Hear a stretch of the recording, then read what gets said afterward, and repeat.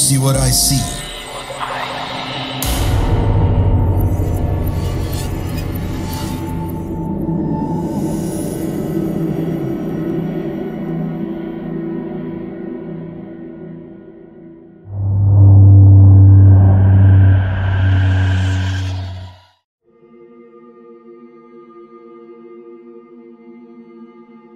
Marlina berdiri di ujung dunianya.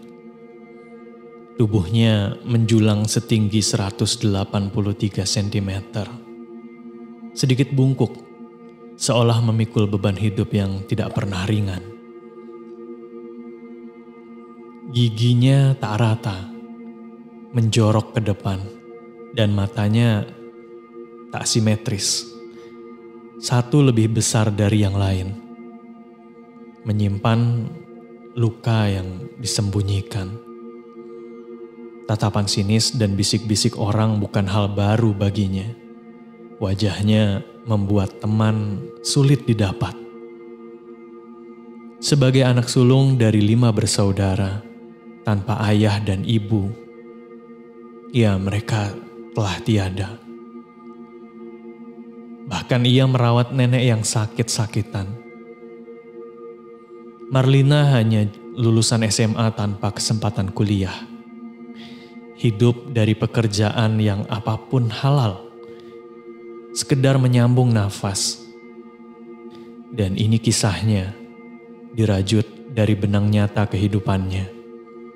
Bukan tentang kesempurnaan, melainkan tentang bertahan dan kegelapan yang tanpa sengaja ia temui. Sebuah tawaran dari tetangga datang, bagai tali penyelamat. Pekerjaan sebagai pembantu rumah tangga di komplek perumahan BUMN. Marlina menerimanya dengan hati penuh harap. Keesokan harinya, ia melangkah ke dalam komplek yang usang. Bangunan era tahun 2000-an dengan cat pudar jauh dari kilau renovasi modern di tahun 2022. Rumah yang ia layani milik Pak Untung, seorang pedagang buah yang menyuplai di mal-mal yang besar.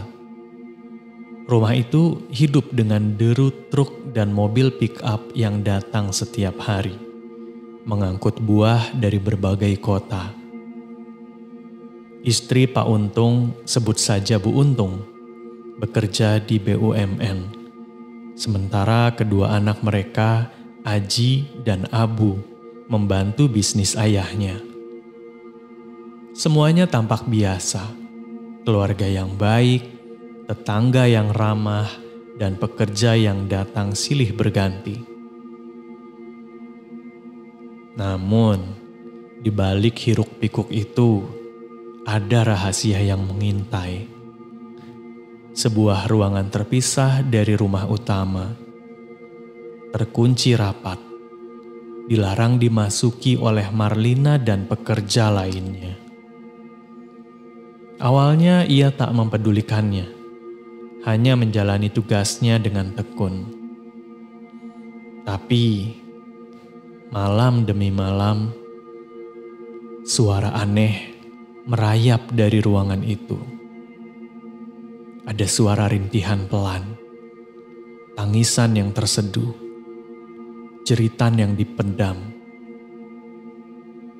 Marlina awalnya mengira itu suara tetangga, tapi jarak antar rumah yang puluhan meter membuatnya ragu. Karena suara itu terlalu dekat, terlalu nyata. Ia pernah bertanya pada pekerja lain, seorang bibi yang bertugas mencuci dan menyetrika. Tapi ketika ditanya, wajah bibi itu seketika pucat. Dan keesokan harinya, ia mengundurkan diri tanpa alasan. Keganjilan demi keganjilan mulai menggerogoti pikiran Marlina. Dari kamarnya yang berhadapan langsung dengan ruangan misterius itu, Marlina sering mengintip setiap malam. Ya, setiap malam Pak Untung berjalan pelan, mengendap-endap, membawa nampan besar dari bambu menuju ruangan itu. Dalam remang-remang, Marlina tak bisa melihat isi nampan. Hanya bayangan Pak Untung yang lenyap di balik pintu. Dan anehnya, setiap kali ritual itu terjadi, keesokan harinya, pesanan buah membanjiri rumah. Mal-mal besar seolah berebut memesan. Dan Marlina bertanya-tanya, apakah ini kebetulan atau ada sesuatu yang lebih gelap di balik kesuksesan Pak Untung. Rasa penasaran itu tumbuh liar, tak terbendung. Setelah hampir setahun bekerja dihantui suara rintihan malam demi malam. Marlina tak tahan lagi.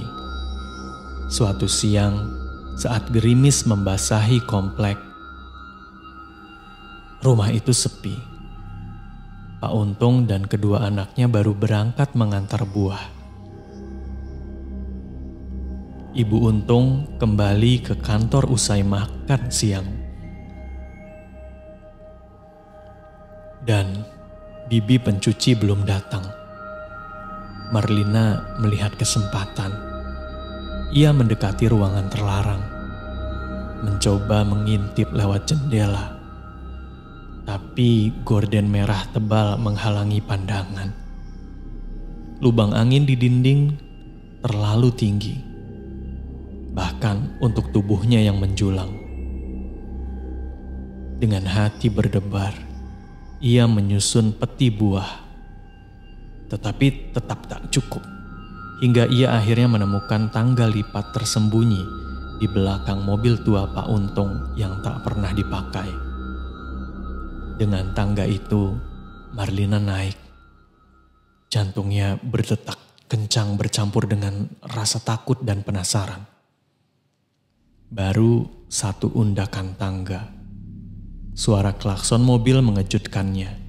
Ia buru-buru melipat tangga, mengembalikannya dan berlari ke pagar.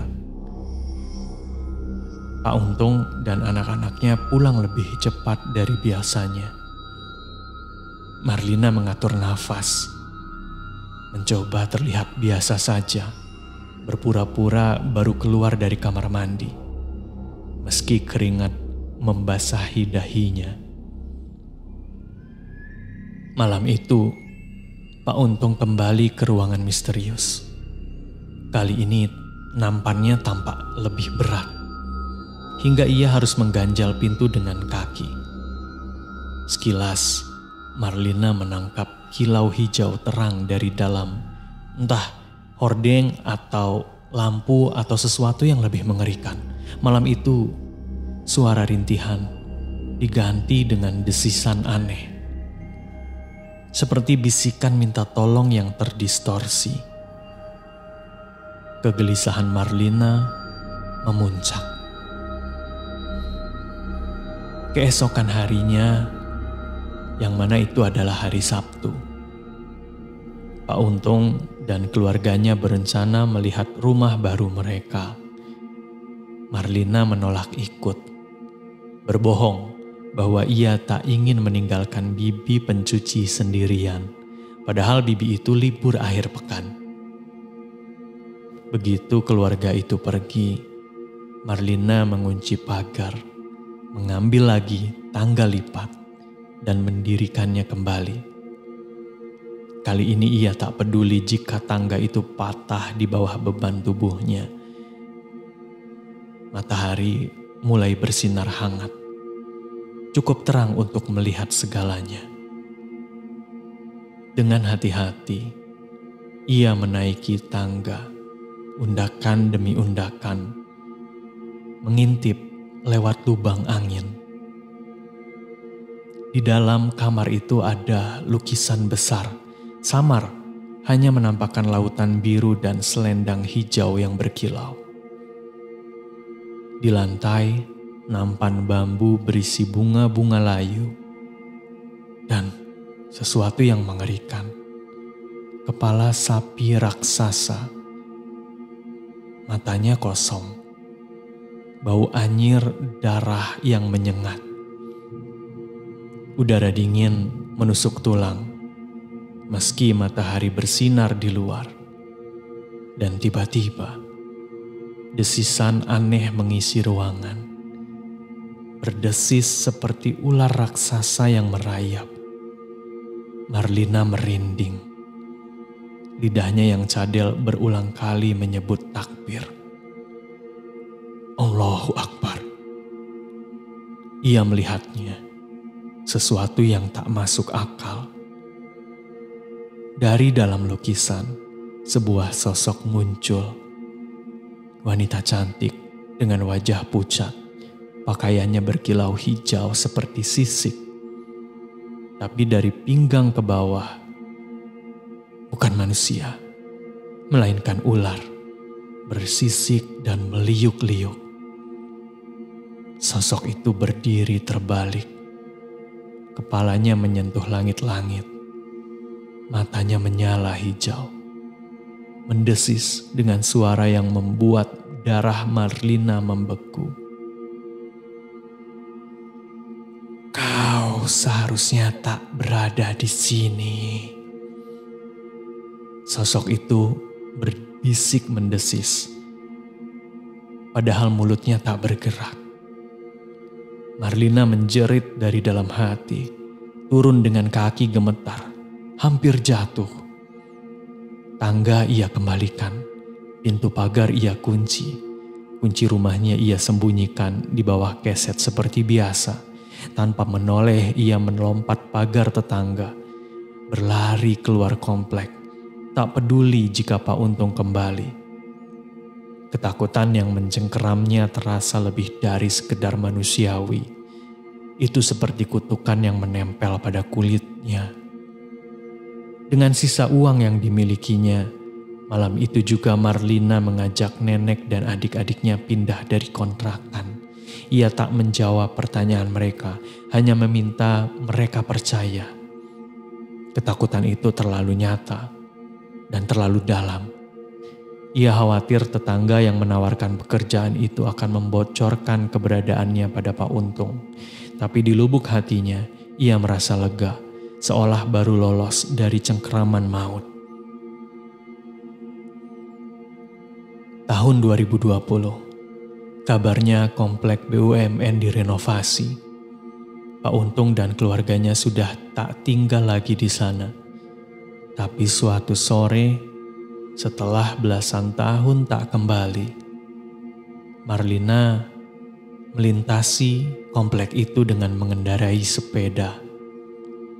Di bawah pohon besar, ruangan terlarang itu masih berdiri. Pintunya terkunci rapat. Gorden masih menutup jendela. Dan dari kejauhan ia mendengar desisan samar, seperti panggilan dari masa lalu. Kamu punya pengalaman horor? Kirim ceritamu ke podcast.ceritahoror@gmail.com.